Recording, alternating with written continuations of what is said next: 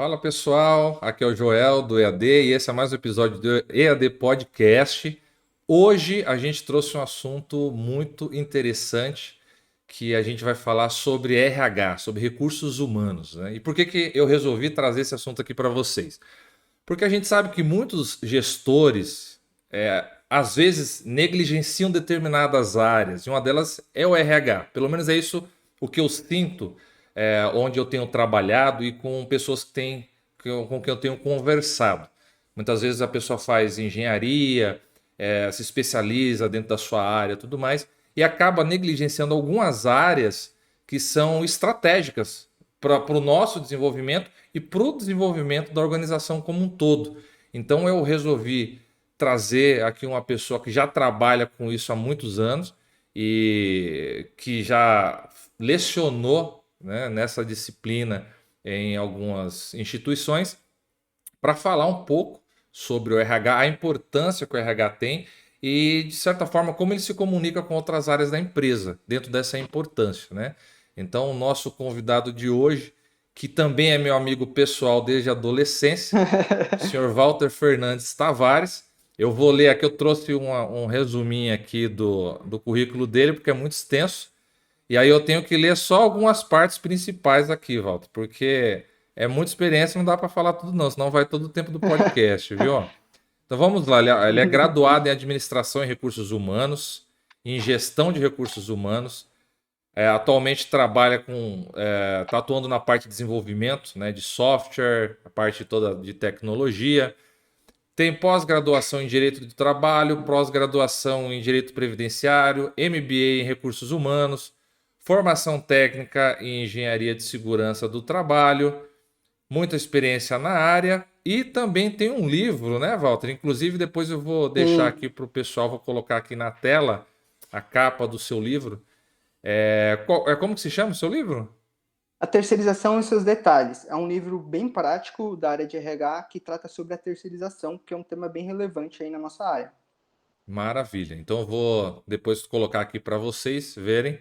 Então, Walter, é um prazer tê-lo aqui, com muito orgulho, muita Prazer é todo satisfação, meu. um amigo, um parceiro, e que agora veio falar de um assunto aí conosco para a gente discutir sobre essa questão de RH, né? Tentar colocar na Sim, cabeça dos futuros gestores a importância dessa área, como ela é estratégica para uma organização, né? Então, seja muito bem-vindo, Walter, a esse bate-papo aqui. obrigado, Joel. Primeiro, é um enorme prazer participar aqui com vocês. Eu quase trouxe uma plaquinha, mãe, tô ficando famoso, sabe? E realmente, eu acho que eu nunca falei para um público tão grande assim. Isso é muito bacana. E é um enorme prazer falar de RH. Eu respiro RH, amo RH. E para mim é tranquilo falar sobre isso, tá? Já introduzindo aqui, eu trouxe para a gente conversar alguns pontos de RH. Uhum. Eu não trouxe aquela coisa batidona que é de entrevista, de como se comportar em entrevista, como fazer currículo. Eu trouxe uma coisa um pouco mais técnica e que pode trazer extrema importância para quem está ouvindo a gente, tá bom? Então, o que Maravilha. a gente vai conversar aqui hoje não é aqueles assuntos que sempre estão na internet o tempo todo. São Sim, coisas um pouco mais específicas, mas que são extremamente importantes. Beleza? maravilha. É uma coisa mais voltada à gestão, né? Sim, Para que as pessoas, principalmente quem atua nessa área de gestão, tenha um conhecimento mais amplo do que é o RH e como isso vai influenciar nas tomadas de decisões do dia a dia das empresas, né?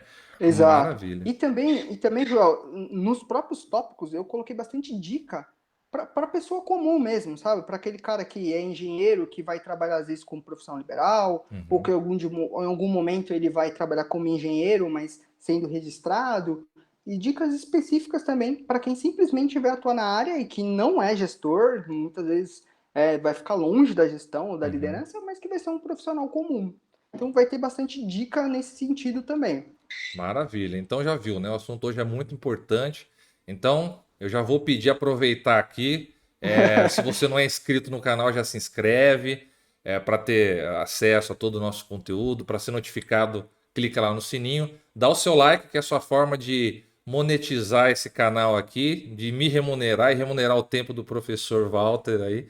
Então a nossa satisfação está em receber de vocês esse feedback, tá bom? Então dá um joinha, se inscreve no canal e vamos então para o que interessa. Compartilha a tela com a gente aí, Walter. Bacana. Então, legal. Vamos seguindo aqui, até para a gente ter uma ideia dos assuntos que a gente vai conversar. Eu trouxe 3 pontos aqui. Embora sejam só 3, vocês vão perceber que tem bastante coisa para a gente conversar dentro desses 3 pontos aqui, tá? Então, o primeiro ponto é uma visão sistêmica da área de RH. Aqui eu pretendo conversar com vocês o que o RH faz, qual é a importância do RH. Se a gente conseguir perceber o quão abrangente é o RH, vai ficar mais fácil da gente identificar muitos problemas dentro das organizações e aonde a gente pode tratar esses problemas, ok? Segundo ponto, vínculo de emprego. Nesse segundo ponto aqui, eu quero conversar com vocês como que funciona para se caracterizar um emprego. A gente sabe que o emprego é diferente de trabalho, a gente vai conversar disso também, mas quais são os pontos que caracterizam um emprego? E aonde as empresas normalmente aí burlam essa legislação para tentar fraudar alguma coisa. A gente vai falar um pouquinho desse aspecto, principalmente de uma coisa que está bem alta aí no RH, que chama PJ, né? Que é a PJização que a gente fala, Verdade. que aí entra diretamente nesse ponto de vínculo de emprego, Joel. Maravilha. Essa é uma área bem interessante, principalmente para os engenheiros, Sim, que é muito comum, dependendo do cargo que você vai ocupar, eles pedem que você exato, seja PJ, né? Muito interessante. Isso aí exato. vai ser polêmico. Sim, e é importante pelo menos ter uma noção disso, né? Sim, maravilha. Bacana. E o último ponto aqui é um ponto que eu coloquei chamado múltiplos vínculos e o teto do INSS. O que acontece aqui? A gente vai falar com mais profundidade disso, mas é bastante comum a gente perceber na área de RH alguns profissionais que acabam contribuindo a mais para o INSS. Então, por exemplo, o enfermeiro que trabalha em 3 hospitais ou em 2 hospitais, às vezes ele recebe uma remuneração em um, né? Uma em Uhum. outra e uma em outra. Às vezes ele trabalha em 3 hospitais, 2. E aí o valor total dessa remuneração ultrapassa o teto do INSS e cada empresa fica contribuindo ali através do RH para a Seguridade Social e esse valor ultrapassa o teto, ou seja, ele está pagando mais, ele está jogando dinheiro no lixo. E isso não vai ser revertido em Hum, benefícios lá no futuro para ele. Porque, entendi. como tem um teto, tem também um teto de contribuição. Então, se ele contribui mais que isso, ele não vai ter uma aposentadoria maior, por exemplo, por causa disso. Não, ele Entendi. perdeu. Maravilha. Entende? Isso é E isso é importante. bastante comum para engenheiro, bastante comum para enfermeiro, para médico. Bastante dos profissionais liberais cai bastante nesse ponto 3 aí que a gente vai bater um papo. Maravilha. Esse é muito importante, porque o profissional liberal, como você falou, né? Se ele não tem esse conhecimento, ele vai pagando achando que quanto mais eu contribuo, mais eu recebo. Essa é a lógica, eu acho que. Exato. Eu, inclusive, penso assim até este momento, agora eu acho que eu vou mudar a minha cabeça, né? Mas vamos lá, vamos então para o ponto um, né? Uma visão sistêmica da área do RH. Essa aí eu tenho muito interesse. Sim.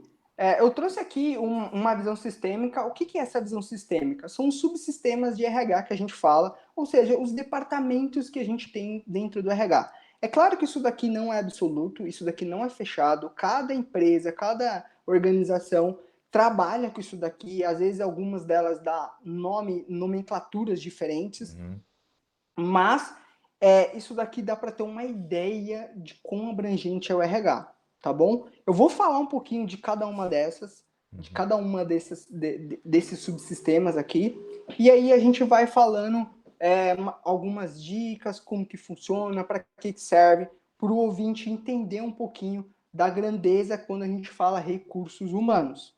Beleza? Maravilha.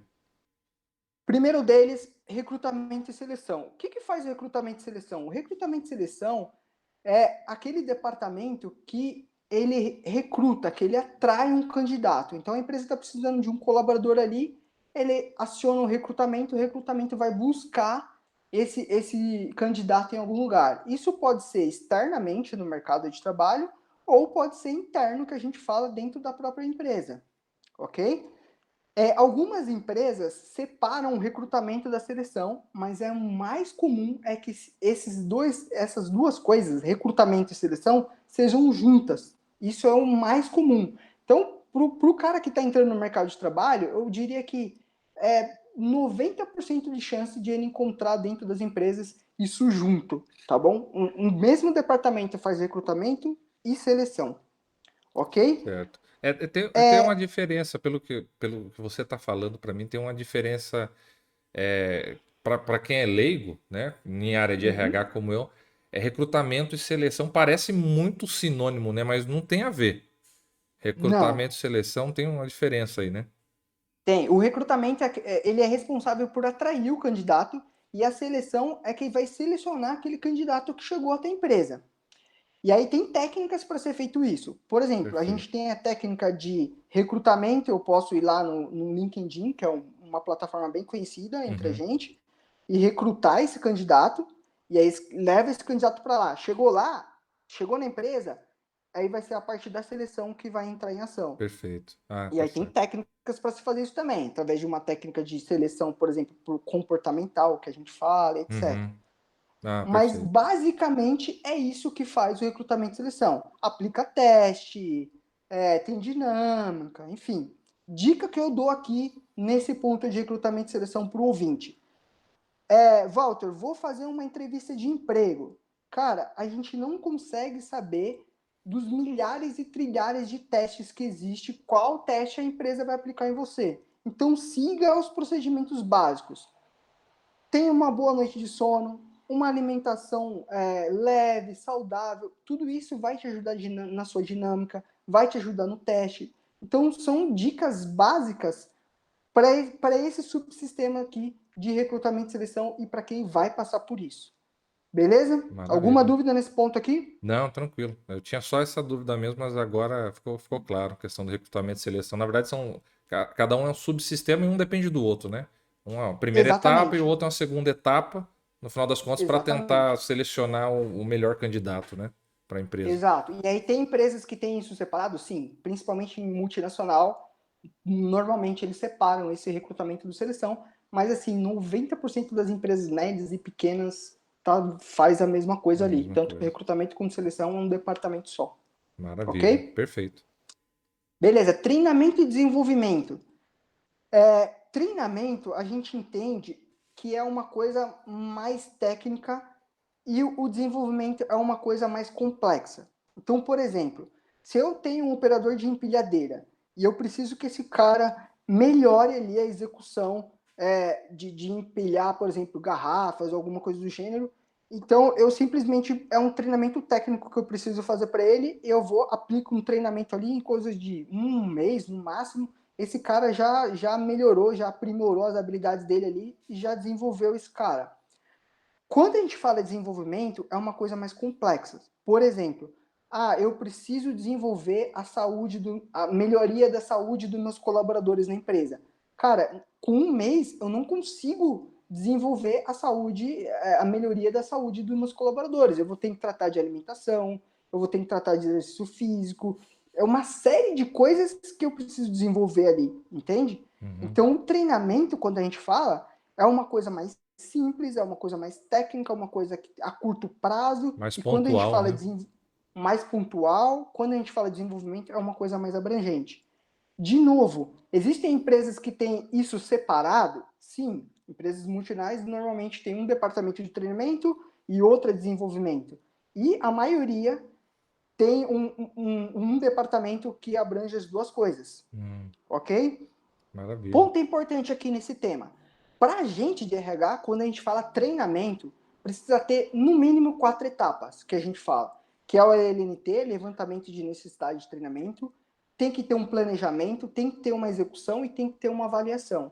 Então, quando a gente fala, treinamento, precisa ter no mínimo essas 4 etapas. Se não, é qualquer outra ajuda menos treinamento. Isso é importante para a gente, por quê? Porque em muitos casos, e entra naquilo que você tinha comentado, o gestor chega para a gente e fala assim, estou com um problema no departamento, eu preciso de um treinamento lá. Aí você fala, beleza. Só que quando você vai ver, o que ele está falando é simplesmente uma ajuda, Porque não precisa ter ali um levantamento de estado de treinamento, não precisa ter um planejamento, não precisa ter uma execução, não precisa ter uma avaliação disso para ver se isso foi positivo ou negativo, entende? Às vezes é só uma Então, orientação, né? Que ele às quer. vezes só uma orientação. Ou às vezes, quando a gente faz, a gente, beleza, você precisa de um treinamento, vamos lá. Quando a gente aplica o levantamento de necessidade de treinamento, a gente percebe que o problema não é treinamento. Um exemplo prático disso, Joel. Imagina uma empresa que todos os trabalhadores estão reclamando lá eles estão desmotivados. Aí a gente fala, beleza. Quando a gente vai lá, aplica o LNT lá, descobre que eles estão motivados, é por causa de salário baixo. Eu não resolvo um problema de salário baixo com treinamento, entende? Perfeito. Então, para o gestor, não, precisa ter um treinamento lá porque eles estão desmotivados. Mas não é com treinamento que eu resolvo isso. É um outro subsistema de RH que vai tratar dessa parte. Então, treinamento para a gente tem que ter, no mínimo, essas 4 etapas aí. É perfeito. Realmente, assim, essa é uma área que eu me identifico muito, né? Eu já trabalhei na Sabesp, nessa área.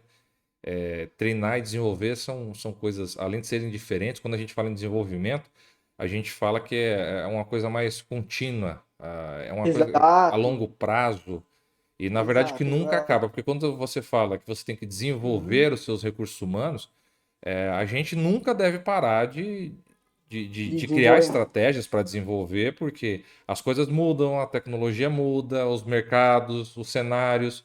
E aí, quando Exato, você tem um plano de desenvolvimento, você tem aquele plano para desenvolver a sua capacidade de recursos humanos, mas ao longo de toda a jornada dele dentro da empresa, né? É uma coisa contínua, exato. né? Não pode e não deve ser pontual, né? Exato. E aí tem uma dica aqui para o ouvinte. Algum ouvinte pode estar pensando assim, poxa, é uma área legal, eu nunca pensei, de repente ele tem uma habilidade de comunicação, ele fala, nossa, eu nunca pensei que eu poderia trabalhar ou pensar numa carreira de treinamento. Cara, para você desenvolver essa área, você não precisa de muita coisa. A dica que eu dou, a gente tem no RH um treinamento que chama treinamento de integração. É um treinamento mais simples para fazer, porque é um treinamento que você está recebendo os novos colaboradores. Então, eu diria que seria uma porta de entrada assim, para essa área de treinamento. Então, se você tem interesse que está nos ouvindo de trabalhar com essa parte de treinamento e desenvolvimento, vá por esse caminho aí do treinamento de integração, que eu seria que é uma porta bacana assim para iniciante, tá bom? É uma dica que eu dou aí nesse ponto de treinamento. Maravilha. E hoje em dia, eu acho que, já que a gente está falando aqui de RH e a gente está num contexto digital, que Aham, isso migrou muito e tem crescido muito o desenvolvimento de conteúdos para tanto exato. treinamento quanto desenvolvimento a partir de vídeos, né? Plataformas. Eu acho que essa é uma possibilidade para quem gosta de trabalhar com isso, desenvolver treinamentos, desenvolver aulas voltadas para a empresa, né? É uma área que, pelo que eu vejo, tem crescido muito, né? Sim, Essa parte de exato. produção de videoaulas, né? Sim. Próximo subsistema aí de RH, que eu trouxe para a gente bater um papo rapidão, é administração de cargos e salários. O que faz isso? Esse departamento, a gente tinha um livro antigamente, hoje a gente tem todos os programas ERPs, né? Esses programas integrados de computadores. Mas a gente tinha uns livrões assim antigamente que a gente tinha todos os cargos da empresa.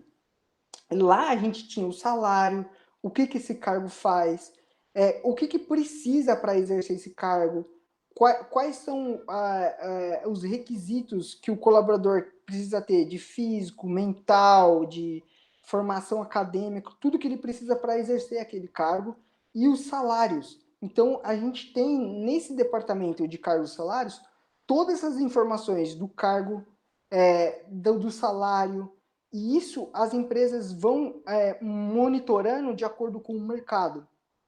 Então, é um departamento interessantíssimo também, porque ele avalia o quanto o mercado está pagando de salário. As empresas têm esses dados para muitas vezes dar uma promoção ou um reajuste de salário, alguma coisa do gênero.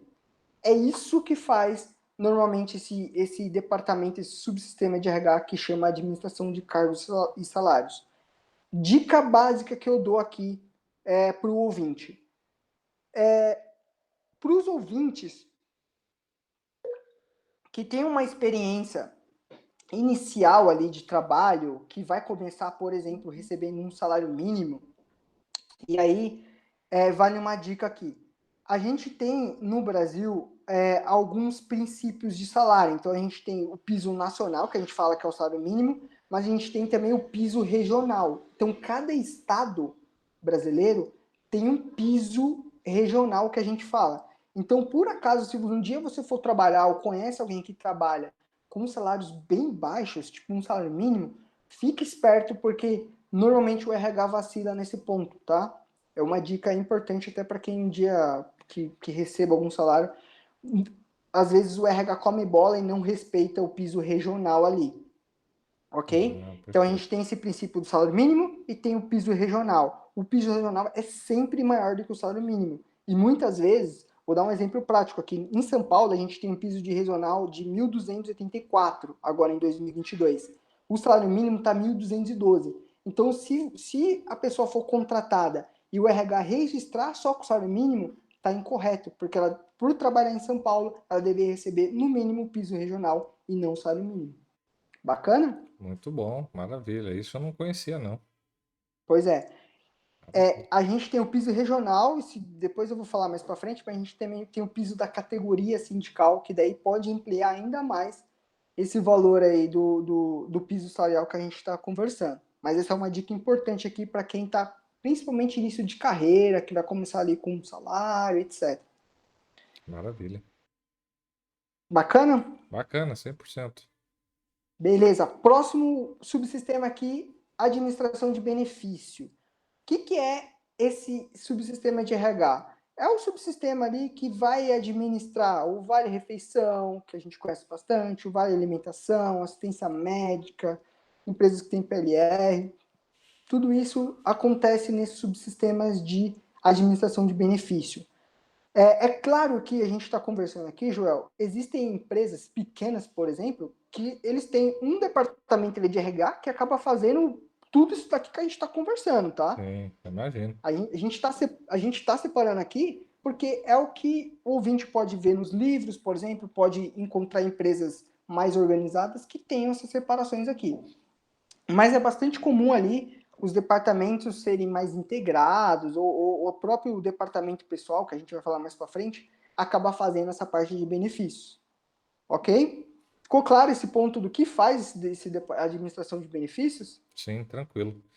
Na verdade, quando ele vai administrar benefícios, a pessoa que trabalha no RH, ela tem de alguma forma, não sei dizer se é poder de decisão ou apenas de indicação para falar sobre valores, por exemplo, olha, eu acho que isso aqui devia ser maior, Exato. ou assim, tem, Eu vocês trouxe, têm essa voz dentro do RH para a fazer gente isso? tem. Eu trouxe duas dicas aqui práticas para o ouvinte e cai justamente nessa sua pergunta.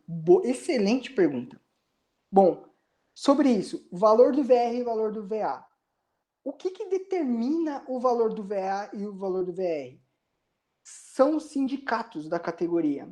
Então, esse valor, ele pode estar abaixo ou acima, e normalmente está abaixo do mercado que a gente fala.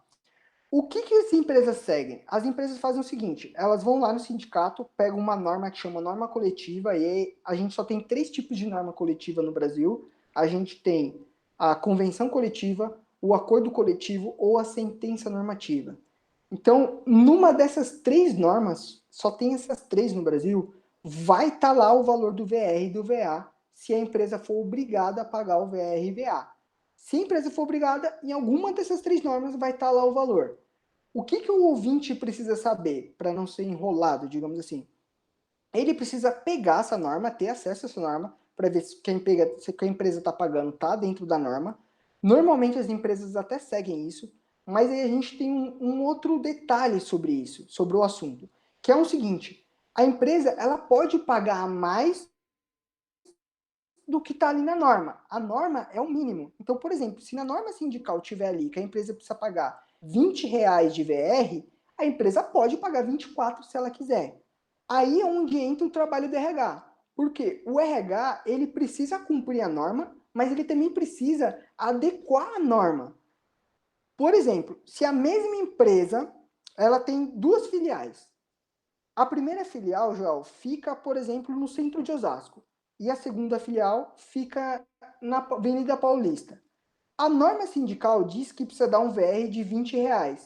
Os R$ 20 dos trabalhadores que ficam aqui no centro de Osasco, eles até conseguem comprar ali um PF, Uhum, talvez uma comidinha mais simples, mas eles verdade. conseguem se alimentar com R$ 20. Agora, esses trabalhadores que estão na Paulista, para eles se alimentarem Não com vai, R$ 20, cara. Não dá. cara, vai, vai ser muito difícil. É Então verdade. aí o RH aqui precisa fazer uma pesquisa de mercado ali para ver na região que ele está se o VR e o VA está de acordo. E é nisso que o colaborador tem que bater na tecla. Olha, ok, tá na norma R$ 20, mas na região X não dá para comer com R$ 20. Então o RH precisa fazer uma pesquisa lá para ver qual que é o VR de acordo regional ali do que precisa. Ah, maravilha. Maravilha. E aí, melhor Ok? coisa, Ficou claro? É um ponto bem técnico, mas... sim, sim, é bem técnico, mas é bem interessante. Se você falou aí sobre as normas, né? Aí eu pensei aqui no acordo coletivo. Quando Uhum, o acordo ok. coletivo estabelece alguma coisa, né? Seja de salário, ou seja de jornada de trabalho, qualquer Uhum, coisa. Quando tem esse acordo coletivo, ele tem força de lei, então. A empresa não tem opção de fazer ou não. A partir do exato. momento que tem aquele acordo, ela é obrigada a seguir. É obrigada a seguir. Ou ela é obrigada a seguir sempre para mais. Se ela falar assim, Tá, não, eu não quero seguir o que está no acordo, ela pode sair do que está aquilo ali para mais, nunca para menos. entendi, entendi. Então eu dei o exemplo do VR. Mas, por exemplo, qualquer coisa que beneficie a mais, ela pode. Ela não Entendi. precisa seguir estritamente o que está no acordo. O que ela não pode é menos. Se você fizer alguma coisa menos que prejudique o trabalhador, ela não pode. Ah, mas aí eu tenho uma situação específica na empresa. Então aí você vai lá e faz um outro tipo, uma outra norma, um acordo Uhum, coletivo específico para aquela situação. Mas se ela não fizer, ela tem que seguir a convenção coletiva, que é mais genérica. entendi. Claro? E aí, só para não fugir muito, mas que aí é uma dúvida minha. Claro? Essa é se o acordo coletivo é entre a empresa e o sindicato?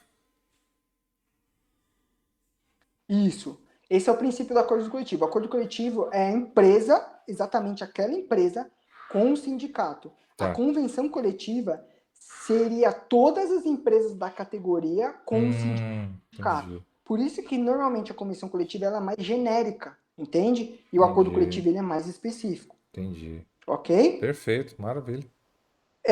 Para o ouvinte, isso é um assunto. Todos esses assuntos que a gente está tratando aqui, na verdade, Joel, são assuntos de livros. Então a gente consegue falar 200 horas aqui sobre um assunto Imagino, específico. imagino. O que eu oriento para o ouvinte é: quero saber mais sobre isso. Pesquise sobre enquadramento sindical. Porque é nesse termo, nesse ponto, onde que as empresas normalmente enrolam os colaboradores. Por quê? Cada sindicato vai ter uma norma coletiva específica, um valor de VE específico e IVE específico. As empresas que são mais malandronas, elas migram de sindicato de acordo com o interesse delas. Então, pesquisar o que é enquadramento sindical é importante ter uma noção disso para conversar sobre norma sindical.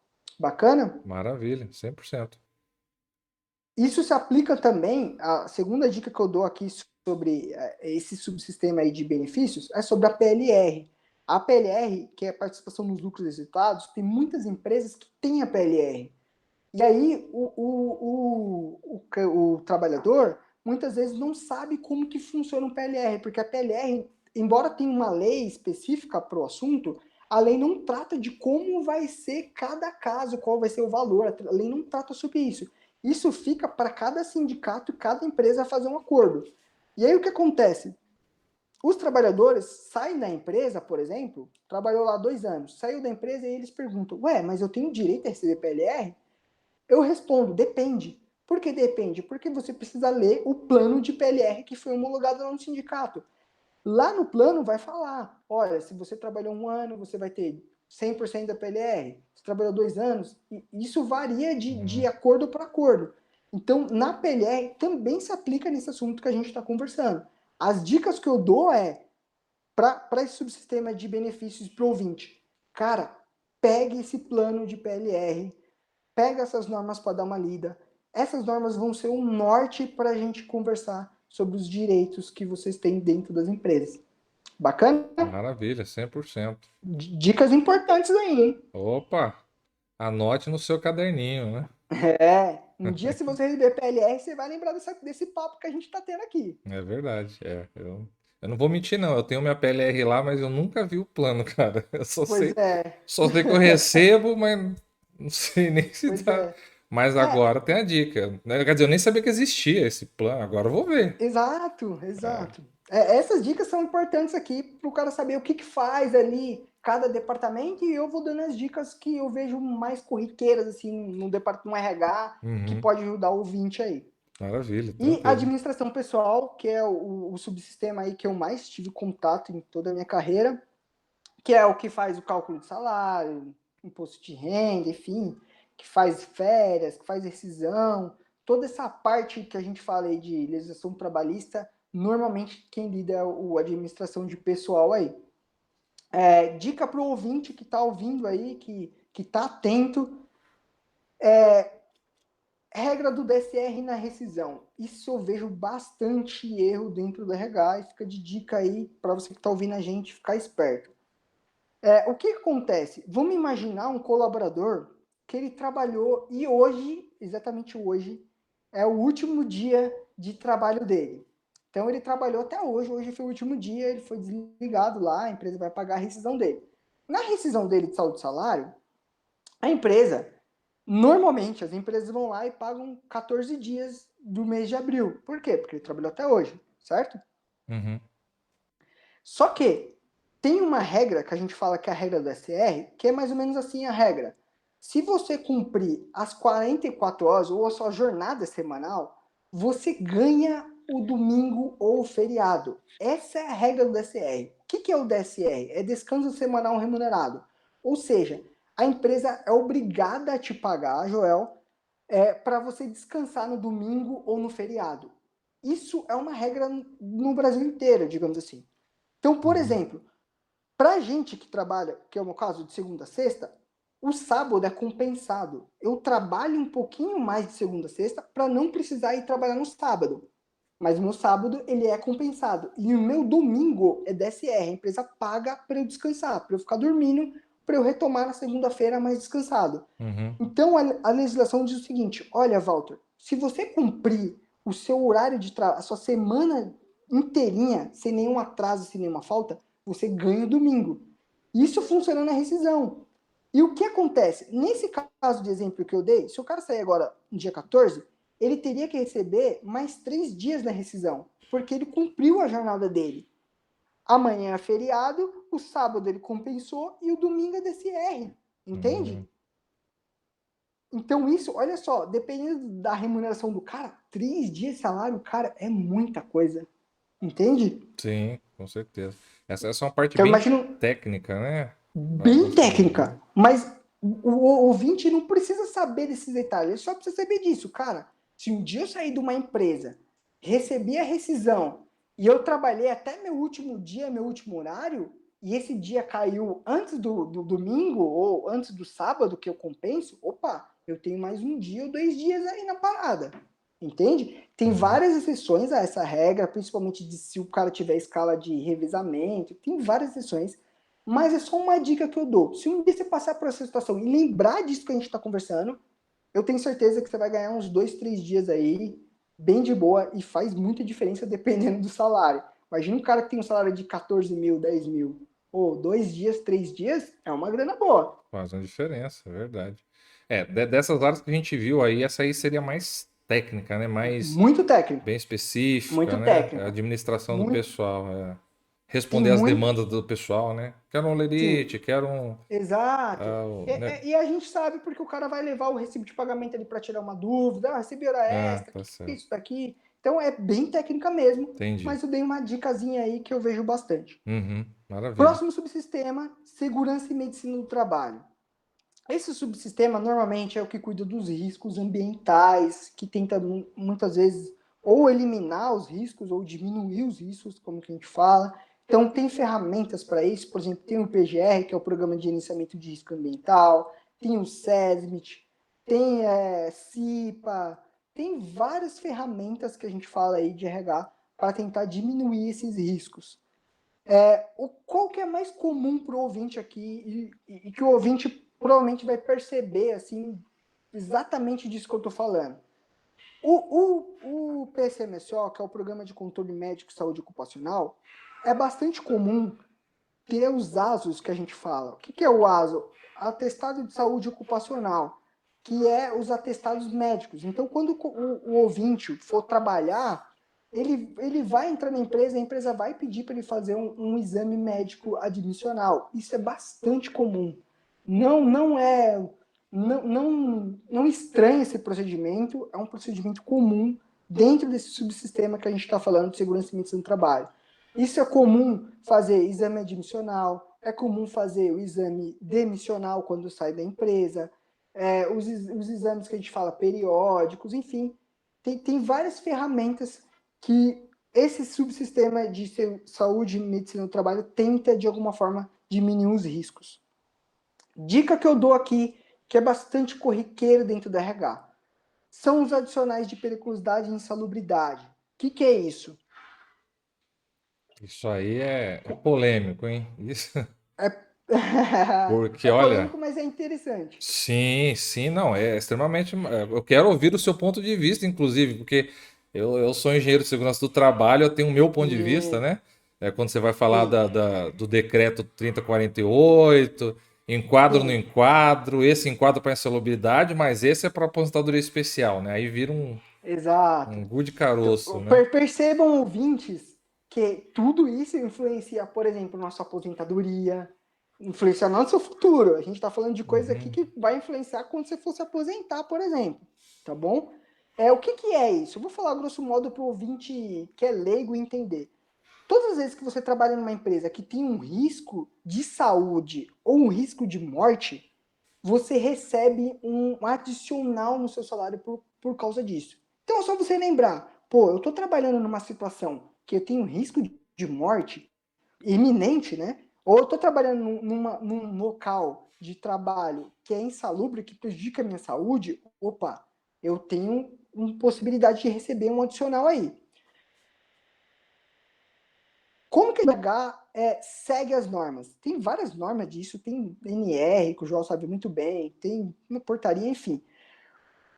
A gente segue normalmente o seguinte: quando é periculosidade, quando é risco de morte, é 30% do salário nominal. Isso já foi bastante discutido no passado, mas está basicamente pacificado esses 30% do salário nominal. Então, isso vai ser 30% do seu salário, cara. Olha que doido. Dependendo se você ganhar 10 mil reais, pô, 30% é uma grana considerável para ficar atento nesse ponto. O adicional de salubridade, ele é diferente. Ele é 10 ou 20 ou 40% do salário mínimo. Por que não Hum, 30, Walter? Porque o 30 eles usam por periculosidade sobre o salário nominal, sobre o seu salário que você é registrado. Nesse da insalubridade, que é prejudicar a saúde, é sobre o salário mínimo. E aí vem a dica, que o Joel deve saber disso muito bem. Quem define que o percentual de insalubridade vai ser 10, 20 ou 40? É o risco ambiental ali. Mas alguém tem que medir esses riscos, alguém tem que mensurar isso para falar, olha, o risco de salubridade aqui é de 10, é de 20 ou é de 40. uhum, Existem normas para isso, sim. mas a dica que eu dou aqui para o ouvinte é: peça ajuda para o Ministério do Trabalho. O fiscal do Ministério do Trabalho, ele tem autonomia para ir na empresa e determinar qual é o percentual. Normalmente a gente do RH, a gente segue as orientações desse departamento, que é normalmente pelo técnico de segurança do trabalho, pelo engenheiro de segurança do trabalho ou pelo médico do trabalho, que define isso. Mas a dica que eu dou para o ouvinte é: entrou numa empresa, percebeu que ali tem possibilidade de receber periculosidade ou insalubridade, vai no Ministério do Trabalho, que o fiscal do trabalho vai te ajudar muito nisso. Essa é a dica que eu te dou, que pode aumentar o seu salário aí em 30%, ou em 10%, ou em 20%, ou em 40%. Beleza? O Joel comentou que isso influencia na aposentadoria especial, sim, principalmente o caso de insalubridade. Você pode ter uma aposentadoria lá no futuro reduzida por conta disso, porque você tá trabalhando aqui num lugar que é insalubre, né, que prejudica a sua saúde, por conta disso pode diminuir ali a sua expectativa de vida. Então, o governo entende isso e diminui também o tempo de aposentadoria ali para você. Mas eu não queria entrar tanto nessa parte técnica, só para o Sim, ouvinte sim. saber que existe periculosidade e insalubridade que pode aumentar o seu salário. Essa é a ideia aqui, essa dica que eu trouxe para o ouvinte. Sim, não, maravilha. Essa área aí assim, se a gente for falar, é como você falou, cada um desses tópicos aqui vira um Exato, livro, né? Vira é um livro. livros, né? A área de saúde, segurança e saúde do trabalho, eu sei disso porque isso é o básico de tudo que eu vi em um ano de especialização, né? Eu, inclusive, Uhum. colocando você já em saia justa, eu gostaria muito que a gente um dia voltasse aqui um próximo episódio só para discutir sobre isso, sobre saúde e segurança do Bacana. trabalho, sabe? A parte do decreto 3048, da NR15, né? Que existe muita confusão de enquadramento. Então um dia você está mais que convidado para a gente discutir só sobre isso, que aí vai dar 3 horas de podcast fácil, né? Porque aí tem muita coisa que eu gostaria de saber e entender. Mas eu sei que assim que nesse contexto aqui o que a gente está tentando mostrar é que é uma visão sistêmica, né, uma visão geral. Então, Isso, e a basicamente, importância dessas áreas. e entender que isso, a saúde e a segurança do trabalho, é um subsistema do RH, né? Então, porque, Exato. aliás, porque o interesse é todo dos recursos humanos, né? Saúde das pessoas, porque se o cara se acidenta, você vai pagar por isso, você vai ter Exato. horas Aumento homem na que vai INSS. reduzir, né? A jornada de trabalho. Então, assim, isso influencia muito na vida do gestor, né? Se você não for muito bem gerido, com certeza isso pode influenciar em vários indicadores e colocar muito trabalho a perder, né? Mas é um assunto para um outro podcast que a gente vai fazer, né, Walter? Fechado.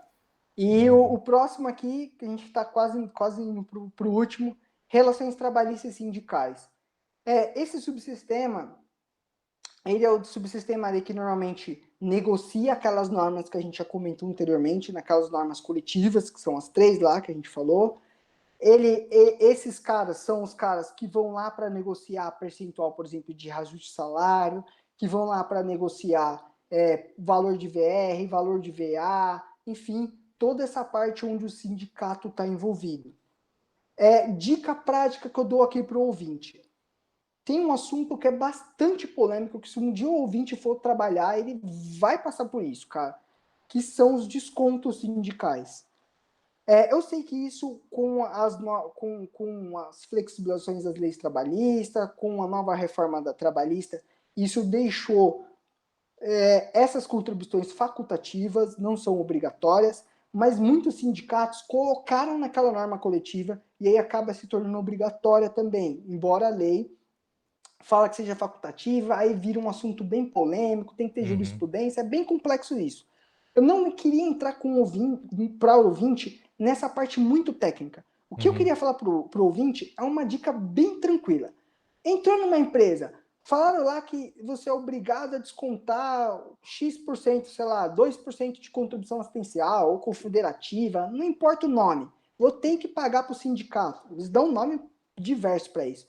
Cara, procure saber quais são os benefícios que você vai ter com isso. Por que eu tô te falando isso? Porque é bastante comum dentro do RH a gente ver as pessoas indo lá e cancelando os sindicatos sem ao menos saber o que eles recebem em troca. E os sindicatos muitas vezes dão coluna de férias, às vezes dão assistência de saúde, às vezes eu conheço um sindicato, por exemplo, que ele dava, João, só para você ter uma ideia, o cara descontava por mês R$ 2,40 do pagamento dele, Uhum. R$ 2,40, e ele tinha acesso à odontologia. Ele podia fazer todo o tratamento odontológico por esses R$ 2,40, não só ele, como a esposa dele, não Ó, precisava nem ser casado juridicamente, só ele ter um documento do cartório provando que ele união tinha estável, né? ali união estável, o sindicato já aceitava, então ele, a esposa e filhos até 14 anos, independente de quantos filhos ele tinha, por esses R$ 2,40 todo mundo conseguia fazer a usar assistência odontológica do sindicato por Uhum. R$2,40. E o Pechincha, cara hein? muitas vezes. Pois é, e o cara muitas vezes ia lá e cancelava o sindicato só mesmo saber isso. E não só tinha o direito à odontologia, como tinha direito às colunas de férias, enfim, um monte de outra coisa. Então a Uhum. dica que eu dou pro ouvinte é: ficou sabendo que tem desconto sindical? É um direito seu. Se tiver na convenção coletiva, vai ser problemático, como a gente falou, mas procura saber antes o que tem de benefício, porque muitas vezes tem bastante benefício legal os sindicatos aqui no Brasil. Beleza? Maravilha, perfeito. A gente já falou de todos esses já, ou tá faltando o planejamento, Faltando né? só o último. Tá. Como que a gente está de tempo, Joel? Não, tá tranquilo. Nosso Tá podcast tranquilo? é no seu tempo. Que legal. Mas agora eu acho que os outros dois temas é bem mais rápido do que esses daqui, tá? Uhum, claro. Planejamento de recursos humanos. Normalmente esse subsistema é o que trata dos índices. Então tem índice de absenteísmo, que a gente fala que é de Hum, falta e atraso, eles vão controlando, eu diria que é uma coisa mais não muito operacional, mas mais estratégica, assim, sabe? Eles controlam, por exemplo, o turnover da empresa, que é a rotatividade uhum, dos funcionários, quantos funcionários entram, quantos saem. Então, esse departamento ele cuida mais isso de avaliação de funcionário, de 360 graus que a gente fala, que é bastante comum, enfim. Esse é uma parte mais de planejamento estratégico mesmo. E aí a gente termina de dar essa panorâmica aqui do RH. O que o ouvinte percebeu provavelmente? Cara, o RH é muito abrangente, tem muita coisa para falar. verdade. O que eu gostaria de finalizar esse assunto aqui? No Brasil, a gente não tem tantos caminhos a seguir. Por exemplo, ou você vai ser empregado e aí você vai lidar com isso daqui que a gente falou diariamente, praticamente. Você vai ter que lidar muitas vezes com VR, com valor de VA, se você for empregado, com salário ali, você vai receber o salário todo mês. De alguma forma, se você é empregado, você vai estar ligado nesses assuntos de RH que a gente comentou.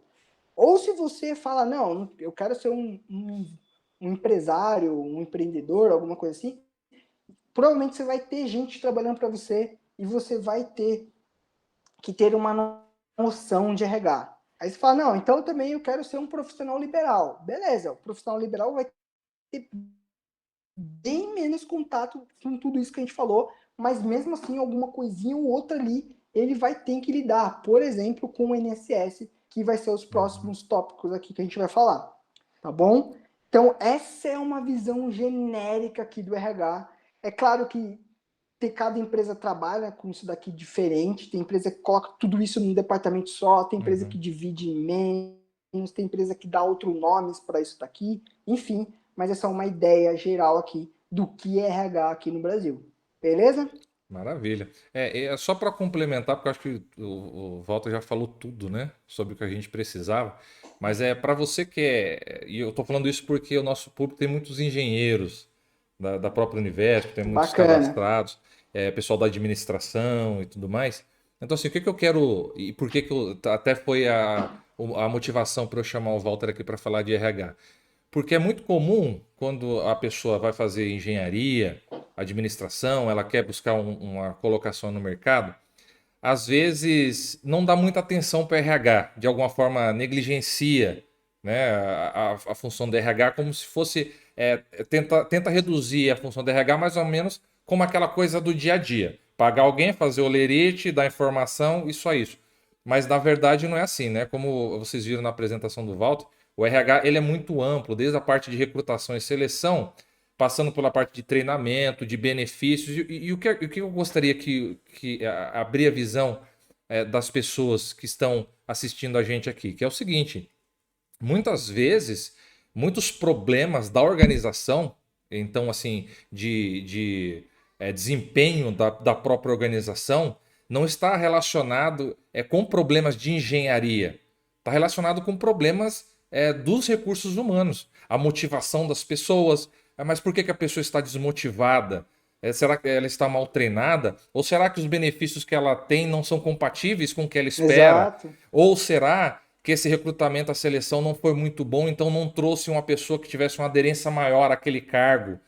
Ou a pessoa não tem Exato. motivação porque o plano de cargos e salários dela não está de acordo com o que ela espera, ou Ou o ambiente de do trabalho está nível. muito insalubre. Por exemplo, Isso, ninguém trabalha com um ambiente de trabalho quente, por exemplo. Então tem exatamente. várias coisas que o Exato. RH Não, tem tudo envolvido isso ali. influencia. A pessoa não tem a mesma produtividade, né? E no caso de saúde e segurança, a gente sabe que tem normas para conforto, norma de Exato. conforto térmico, conforto acústico, porque tudo isso vai influenciar. Então, às vezes, você está batendo lá cabeça, estudando pesquisa operacional e modelagem matemática para tentar resolver um problema de produção que poderia ser resolvido no RH, tratando bem o funcionário, vendo quais são as demandas do funcionário, o que ele espera, qual que é o cargo que ele espera, porque muitas vezes você tem problemas, como você falou, de turnover, né? Pessoas que entram e saem da Uhum. empresa, ou muita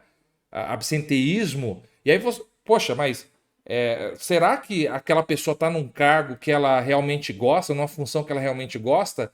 Ele é um mau funcionário ou ele é um funcionário que está simplesmente fora da sua função, da função que ele gostaria de exercer, né? Então, às vezes, o problema que você acha que é de engenharia, que é de produção ou que é tecnológico, na verdade é um problema de RH que você poderia resolver com treinamento, que você poderia rever com a reavaliação de um benefício, Exato. que você poderia resolver Exato. com realocação do funcionário em outro cargo, em outra função. E a gente sabe que gerir uma empresa é gerir pessoas.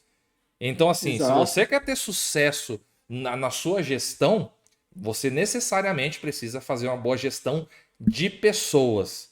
E aí é o quê? É o RH, é o recursos humanos. Então, eu gostaria de deixar isso assim, abrir a sua mente para isso, que gestão de pessoas não um complemento. Ela é fundamental se você quiser ter um bom desempenho na organização e se você quiser ter um bom desempenho como um líder, correto, Walter? Por tudo isso que você mostrou pra gente, Exato. basicamente é isso que eu Exatamente. tiro de lição, né?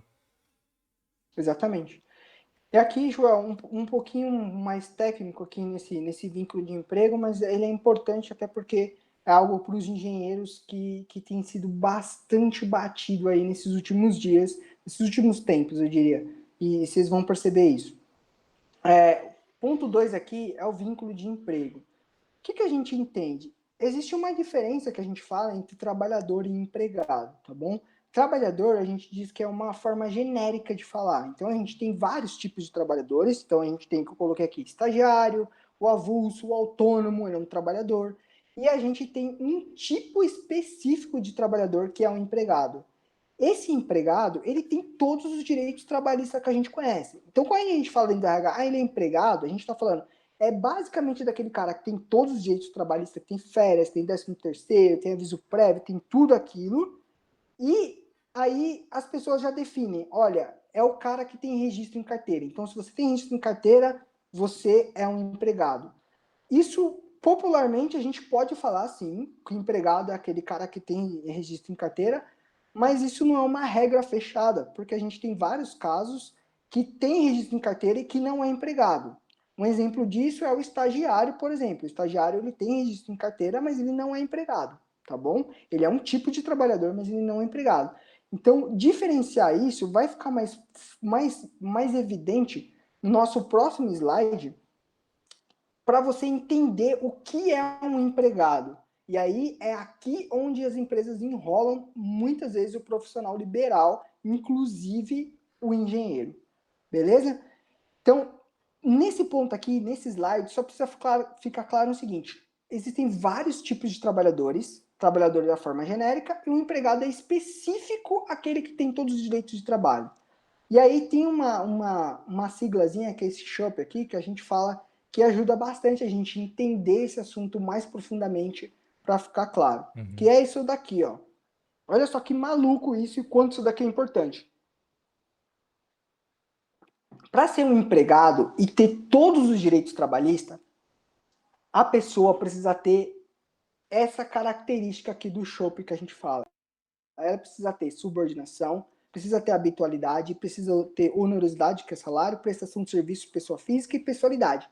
Se ficar faltando, Joel, qualquer um desses itens aqui não vai ser empregado. Vai ser qualquer outro tipo de trabalhador menos empregado. Então, por exemplo, olha só, o que é subordinação? Subordinação é aquele cara que respeita a hora, que ele tem alguém acima dele, que ele recebe ordem. Isso é subordinação. Então, todos os empregados serão subordinados.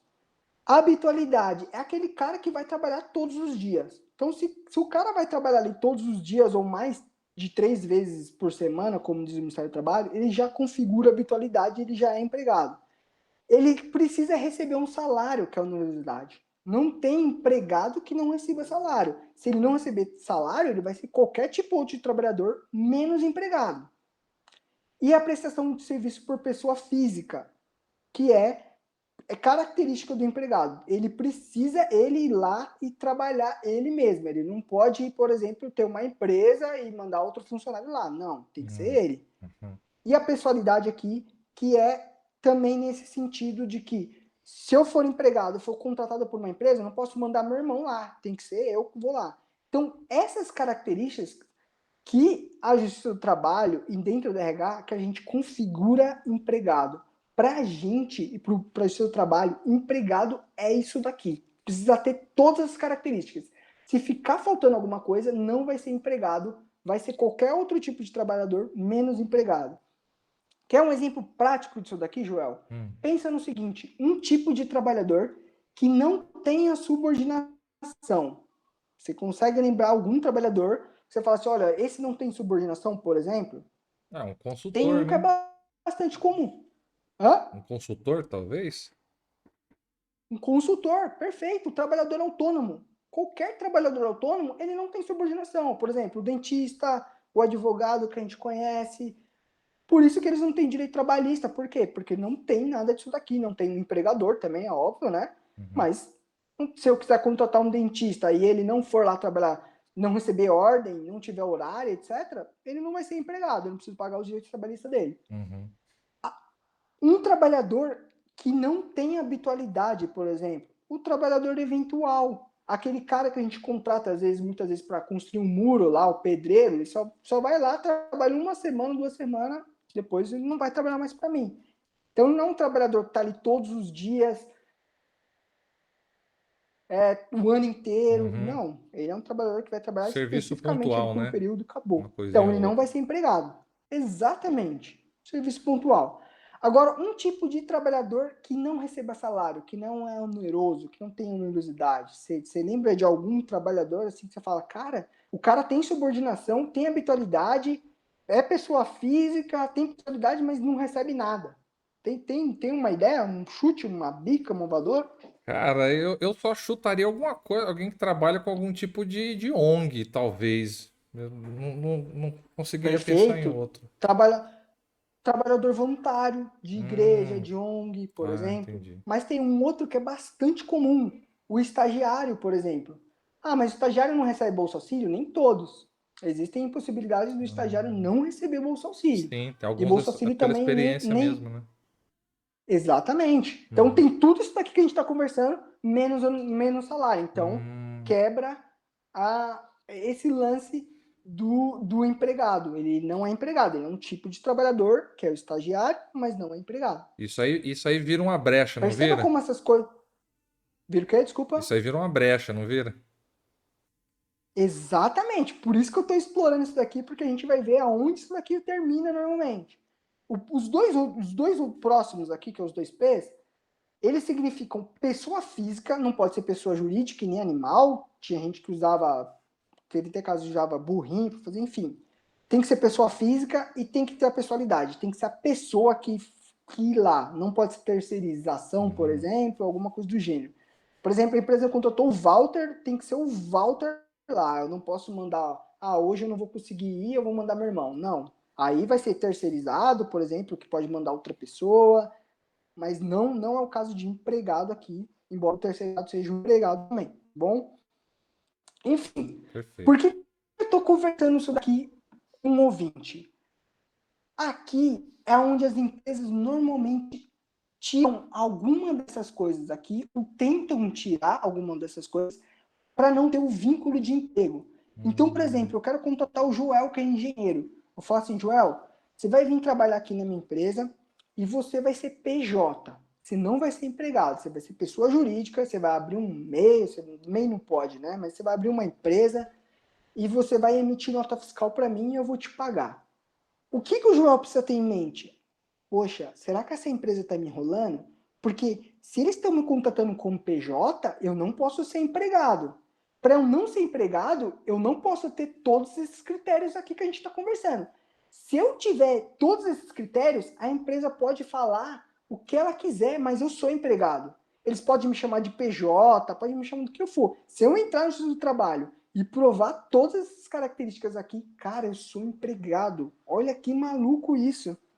Pô, não, Se isso você parar para aí. pensar, se você parar para pensar, Joel, a gente tem, eu diria assim, ó, chutando 80% de todos os PJs que a gente tem no Brasil aqui é É empregado, eles não empregado. sabem disso. Meu Entende? Deus do céu, isso aí, olha, pra mim foi um murro na cara, viu, meu? Porque eu imagino assim, porque é muito comum hoje em dia eles contratarem como PJ e a maioria das Exato, pessoas já fala assim: ah, eu sei que eu não vou ter direito nenhum porque eu sou PJ. exato. Mas partindo desse princípio aqui, se a pessoa provar que ela tem todos esses itens, né? Porque o que você falou é verdade. Geralmente o PJ tem subordinação, ele tem habitualidade, ele tem onerosidade, pessoalidade e é pessoa física, né? Mas isso Sim, realmente, Walter, isso aí é uma contribuição ótima. E você que está assistindo a gente aí, ó, fica esperto com isso, viu? coisa, fica Fica esperto nisso. esperto É com isso aí, ó. aqui onde óbvio, tem muitos profissionais de RH que sabem disso e tentam quebrar alguma coisa aqui. Então, por exemplo, olha, você vai ser PJ aqui, mas você não vai trabalhar todos os dias. Você vai trabalhar, a gente só contrata aqui para PJ por 2 vezes por semana. Não é tão, Hum, não é tão rentável para a empresa, mas tem caso assim, você não vai trabalhar todos os dias. Por quê? Porque eu preciso quebrar alguma dessas coisas aqui, porque se eu deixar todas essas coisas configuradas, cara, esse cara vai ser considerado empregado. E com todos os direitos trabalhistas que a gente conhece. hum. 13º, férias, 1/3 de férias, aviso prévio, enfim, E cada ele vai, marcha de e ele, coisa. e ele pode depois na justiça cobrar isso retroativo. Pode, pode cobrar. Hum, Olha que maluco isso daqui, tá bom? isso aí é. Por que que eu achei importante tratar desse tema aqui com os ouvintes? Porque para quem é engenheiro, cara, você vai passar por uma situação dessa, amigo. Confia em mim, confia no Joel. Você vai passar por em algum momento da sua vida, você vai receber uma propostinha de PJ. Vai, Vai na minha, vai na nossa que você passa de ano, vai, tá bom? com certeza. Verdade, céu. Beleza? E aí, último ponto aqui que eu trouxe pra gente bater um papo, Joel, que é os múltiplos vínculos que eu tinha comentado lá. Uhum, O que é isso daqui? Acontece que o profissional liberal, normalmente, ele acaba, e quando ele é empregado, tá? E agora a gente está tratando aqui, mesmo que o profissional, tipo o engenheiro, vamos colocar assim, o advogado, o dentista, quando ele é empregado, tá? Porque se ele for profissional liberal corretamente, como a gente falou aqui anteriormente, se ele for PJ, etc., ele vai ter uma contribuição específica lá para o INSS, ponto final. Agora, nos casos que ele é empregado, ele é, por exemplo, um engenheiro, mas ele trabalha em 2 empresas como engenheiro, ou se ele é um enfermeiro e trabalha em 2 hospitais como enfermeiro, é bastante comum ele contribuir para o INSS acima do teto. Imagina o seguinte, o cara recebe 5 mil reais no primeiro hospital que ele trabalha. Aí vai descontar o valor do INSS lá. Vai jogar na tabelinha aqui dos 14%. Tem uma formazinha que a gente fazer o cálculo, que não vou entrar especificamente nisso, porque uhum. para o ouvinte não interessa. É. Vai dar um valor aqui dos 5 mil reais. Aí ele trabalha num segundo hospital, recebe mais 5 mil reais. Vai jogar novamente aqui os 14% do valor. Somando esses dois valores, cara, vai passar desse teto aqui, ó, as duas remunerações, tá vendo? Vai Uhum. dar os 10 mil reais aqui, ele vai estar contribuindo a mais para o INSS. Tem um teto de contribuição. Por quê? Porque a gente tem que lembrar que o INSS, ele é um seguro, cara. Ele é um seguro social. Ou seja, você contribui com aquele valor para você ter benefícios disso. Só que se você contribuir a mais, você não vai ter mais benefício, entende? Então ele está contribuindo a mais. O que ele precisa fazer? Ele precisa entrar em contato com essas empresas, com o RH dessas empresas, e falar assim: olha, eu já trabalho em outro lugar, eu já estou contribuindo lá. Vocês precisam usar a base da contribuição do meu salário lá para fazer o cálculo do INSS aqui nessa segunda empresa. E aí vai mudar a base de cálculo do INSS lá para ele contribuir a menos na segunda empresa. Porque senão ele vai ficar contribuindo a mais para o INSS sem ter nenhum benefício disso. Não vai aumentar a aposentadoria dele por causa disso. Entende? Então, essa dica aqui para você que vai ser engenheiro, ou você que está ouvindo a gente que tem outra profissão e que de alguma forma vai contribuir para o INSS trabalhando como empregado, fica muito atento nisso se você tiver mais de um trabalho. Se tiver 2 empregos ali, 3 empregos, já fique esperto nisso para você não contribuir a mais. Beleza? Maravilha. Tem alguns detalhes nessa regra aqui, Joel. Por exemplo, a gente tem aqui no Brasil que a gente chama de RGPS, né, que é o Regime Geral da Previdência Social, e a gente tem o regime próprio de previdência social, que é dos servidores públicos, você deve saber muito bem disso. Nesses casos, só funcionam quando a gente contribui para o RGPS nas todas as empresas que você trabalhar. Então, se todas as empresas que você trabalhar, você for empregado, registrado em carteira, como a gente falou, você vai contribuir para o RGPS. Agora, se você for servidor público empregado, aí não, são para regimes diferentes, aí não entra nesse lance que a gente está conversando aqui, tá bom? Mas tem alguns detalhes disso, mas a regra é, trabalhou em 2, 3 lugares, registrado, com carteira registrada, amigo, fica atento nisso daqui, porque eu conheço gente que está pagando o INSS a mais há 5, 10 anos e descobre isso depois. E para receber de volta, eu diria que é praticamente impossível, viu? Entendi. Falta uma perguntinha. Se o cara ele Diga. trabalha em 2 empregos, por exemplo, ou 3, que Uhum. seja, mas em um deles já passa o teto. Né? Suponhamos ele trabalhando na empresa, ele ganha 8.000 e na outra ganha 3. Uhum. O que ele faz? Ele fala, para que ele ganha 3, ele vai falar que não, para não Exato. receber mais? Ele precisa levar essa informação para esse que ganha 3 para ele nem contribuir lá. Ele nem vai contribuir, porque já passou do teto. Só na primeira já passou. Na Entendi. segunda, ele nem vai contribuir, cara. Entendeu? Nossa, cara, o que deve ter de gente É pagando muito isso aí, maluco hein? isso, porque quase Duplicidade, ninguém. cara. Cara. Arrodo, Joel. Ah, Por isso que eu peguei alguns pontos para conversar aqui com os ouvintes, que eu seria importante. Tem muita coisa de RH que daria para a gente conversar aqui. Conseguiria falar de carreira, que tem uma aula bem bacana de carreira, mas tem Caramba, muita coisa de RH que dá para falar, mas eu trouxe esses 3 pontos por causa que eu sei que isso vai ajudar muito o ouvinte. você vai virar sócio aqui do canal, né? Esse monte de assunto aí, cara, vai virar sócio. A galera vai pedir, ó, se você gostou do Walter aí, você já avisa, coloca aqui no comentário, né? Depois eu até vou deixar aqui os contatos dele, que ele dá aula também, particular e tudo mais. Então, se for assim, pô, esse professor é fera, você vai ter lá as redes sociais dele, vai atrás dele e pede mais ele aqui, ó. Fala assim, ó, queremos o Walter aí que a gente traz, né? Tem muito assunto bom para tratar, cara, porque assim, você vê, eu fiz 5 anos de engenharia, a gente teve na engenharia gestão de RH e tudo mais, Uhum. mas eu nunca sabia, assim, jamais, eu não sabia disso, né? Eu não sabia Sim, disso, da contribuição, né? Então, assim, você imagina quantos e quantos não estão na mesma situação, né? Pô, exato. pagando. Não é o meu caso agora, né? Mas, assim, eu não sabia se um dia eu fosse trabalhar em outro lugar que tivesse remuneração, eu tava simplesmente de olhos fechados, eu ia pagar sem saber. Essa é uma dica de ouro aí, hein? Essa aí vale uns 2 likes aí, pelo menos, hein? Não vale, não, Walter. Exato. Essa, essa Vale, eu vale uns vou. likes bom aí, cara. Não, não No é? mínimo, um compartilhamento do vídeo com os amigos, né? Se até agora não deu like, vai compartilhar, falar assim, ó, manda pro seu amigo lá no grupo, falar, ó, vocês estão pagando a mais aí, ó. O professor Fica Walter esperto. veio e já falou pra você não pagar. Então, compartilha e dá like aí como forma de pagamento, porque isso aí vai trazer dinheiro pro bolso da galera aí, viu? Essas dicas que a gente comentou aí vale ouro, principalmente pro cara que vai ser PJ, pro cara que tá contribuindo com o INSS com salário alto. Cara, são coisas importantíssimas. Tá Maravilha. bom? Tranquilo. Bom, então finalizamos aqui essa apresentação. Finalizamos. Maravilha. Bom, gente. Outros Pode temas falar. importantes, talvez, que poderia trazer aqui, Joel, só para ampliar o leque para o nosso ouvinte, caso tenha alguém que tenha interesse também em estudar em RH aí.